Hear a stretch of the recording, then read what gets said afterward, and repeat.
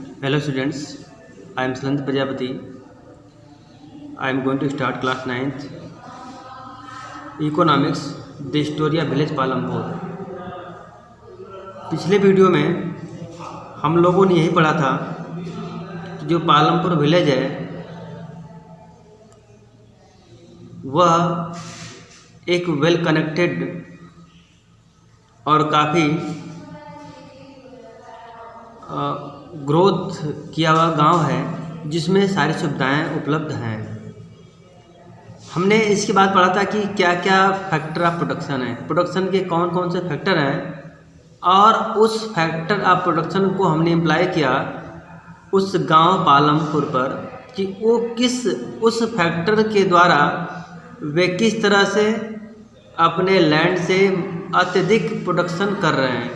तो हमने पढ़ा कि वे प्रोडक्शन करने के लिए जो मॉडर्न इनपुट है, इसके बाद जो ग्रीन रेवोल्यूशन हुआ, जो आधुनिक फर्टिलाइजर्स है, केमिकल फर्टिलाइजर्स है, उसका प्रयोग करके वे अपने यहाँ अत्यधिक मात्रा में क्रॉप्स का उत्पादन कर रहे थे।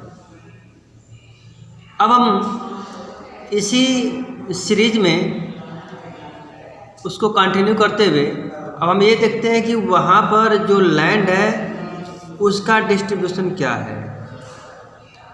तो वहाँ पर जो पालमपुर है, पालमपुर में जो लैंड का डिस्ट्रीब्यूशन है,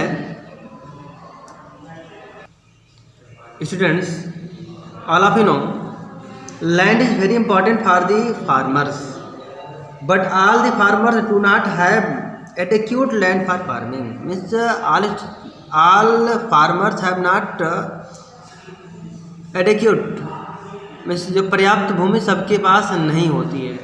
और पालमपुर में भी एक कंडीशन है कि जितने भी विलेजर्स हैं सबके पास पर्याप्त भूमि नहीं है। वहाँ पर जो लैंड का जो डिस्ट्रीब्यूशन है वो सही नहीं है।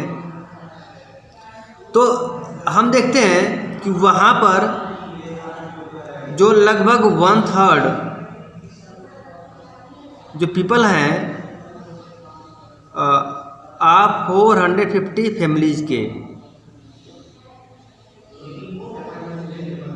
जो 1/3 people of the 450 families are landless, वो सब क्या है, भूमि विहीन है। मीन्स अगर हम 400 पूरे गांव में 450 फैमिलीज हैं, उसका 1/3 जो लोग हैं वे लोग लैंडलेस हैं, भूमि विहीन हैं। तो हम कह सकते हैं कि वहाँ पर वो जो 150 फैमिलीज है वो क्या है, लैंडलेस है। ये तो हो गया पूरे गांव में ये लैंडलेस फैमिली हो गई। जो सेकंड कंडीशन है उसमें जो 240 फैमिलीज हैं, इसके बाद जो 240 फैमिलीज है वे स्मॉल प्लॉट होल्डिंग हैं, they are small plot holding. इनके पास भूमि के छोटे टुकड़े हैं। इसके बाद जो 10 फैमिली बचते हैं, जो 10 फैमिलीज हैव लार्ज लैंड, या हम कह सकते हैं कि जो 10 फैमिलीज है वे 10 हेक्टेयर भूमि को कब्जा किए हैं। मीन्स ये जो 240 हैं ये पूरे 2 हेक्टेयर भूमि पर खेती करते हैं, जबकि ये 10 लोगों के पास ही क्या है, 10 हेक्टेयर भूमि है।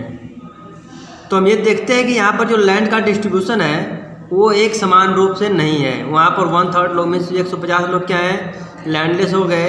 240 लोग क्या होंगे, स्मॉल प्लॉट होल्डिंग हो गए। केवल 10 लोग ही ऐसे होते हैं जिनके पास 10 हेक्टेयर्स लैंड होते हैं। तो ये तो हो गया है वहाँ पर। अब हम ये देखते हैं कि क्यों why distribution of cultivated land is unequal in Palampur. Palampur में क्यों है, तो वहाँ पर पहला कारण ये है कि large number of small plot are cultivated by small farmer and more than half the area of the village is covered by big plot. ये बता रहा है कि जो लार्ज नंबर ऑफ स्मॉल जो प्लाट है वह छोटे छोटे जो फैमिलीज हैं, जो छोटे छोटे फार्मर्स हैं, उनके द्वारा कल्टिवेटेड किया जाता है, जबकि आधा से जो अधिक एरिया है वह जो बिग प्लाट है उसमें कन्वर्ट है, या उसमें वह उसके द्वारा वो कवर्ड है। इसके अलावा जो प्रेशर है, जो पॉपुलेशन का जो प्रेशर है वो काफ़ी है, इसलिए the practice of dividing land equally among the heirs has caused excessive subdivision of farm holding in the country. देखिए जैसे क्या होता है कि हम परिवार में जो लैंड का होता है, अगर उसमें से जो अगले जो पीढ़ी आती है उसमें क्या होता है, डिवाइडेशन आ जाता है। तो इस लैंड क्या हो गया, स्मॉल होल्डिंग, इसके बाद और डिवाइडेशन आ जाएगा। तो इस तरह हम देखते हैं कि जब पॉपुलेशन ग्रो होता है, पॉपुलेशन इंक्रीज होता है, तो स्मॉल प्लाट जो होल्डर की संख्या बढ़ जाती है, छोटे छोटे जो प्लाट्स होते हैं उनकी संख्या क्या होती है, बढ़ जाती है। ये तो हो गया हमारा land distribution in Palampur. Next हमारा है लेबर। देखिए जो लेबर है, जो some farmers work on their own land and some work on another land for which they receive wage. अब देखिए कुछ ऐसे जो होते थे फार्मर्स जो अपने लैंड पर वर्क करते थे, जबकि कुछ बहुत से ऐसे होते जो कि दूसरे के खेतों में काम करते थे और वहाँ से क्या लेते थे, वेज लेते थे। अब देखिए जो वेज होता था यह कैश या दूसरे तरीकों में भी होता था। जो पैसा होता था वह या तो कैश होता था या फिर अदर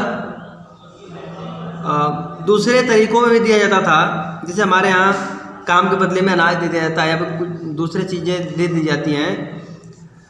तो wage can be in cash और other kinds. Wage vary from region to region, crop to crop and one farm activities to another. देखिए लेकिन वहाँ पर जो ये तो बता दिया गया कि जो मजदूरी होती थी वो कैश में भी होता था या दूसरे तरीके में भी होता था। लेकिन ये जो उनका वेज होता था वह रीजन टू रीजन मीन्स प्रत्येक क्षेत्र तो क्षेत्र अलग होता था। एक रीजन में कुछ दूसरा था, दूसरे रीजन में कुछ दूसरा होता था। एक क्रॉप में जो मजदूरी दूसरी होती, दूसरे क्रॉप में means crop to crop, region to region, ये जो वेज होता था वो अलग होता था। नेक्स्ट हमारा है कैपिटल।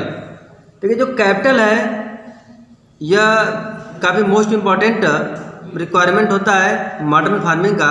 तो huge capital is required. Huge capital is required in the method of modern farming. Modern farming के लिए क्या होता है, काफ़ी कैपिटल, काफ़ी पूंजी की जरूरत पड़ती है। तो small farmer have lack of capital, क्योंकि जो स्मॉल फार्मर होते हैं उनके पास क्या होता है, कैपिटल का कमी होती है। तो they borrow money from the large farmer. ये क्या करते हैं, एक जो दूसरे बड़ा फार्मर्स होता है उससे क्या लेते हैं, कर्ज लेते हैं। और जो money lender give the money at the higher interest rate. जो हायर इंटरेस्ट रेट होता है वो मनी लेंडर क्या करता है, हाई इंटरेस्ट रेट पर उसको कर्ज देता है। और ये कैपिटल तीन तरीके से होते हैं, तीन तरह के कैपिटल होते हैं जो कि इस क्राफ्ट ऑर्गेनाइजेशन में इसको हम लोग यूज करते हैं। तो पहला क्या आ जाएगा, वर्किंग कैपिटल। दूसरा क्या आ जाएगा, फिक्स्ड कैपिटल। अगला क्या आ जाएगा, ह्यूमन कैपिटल, जिसके बारे में हमने चैप्टर के शुरुआत में ही पढ़ा था। अब कल के वीडियो में हम लोग दूसरे टॉपिक को पढ़ेंगे। Thank you.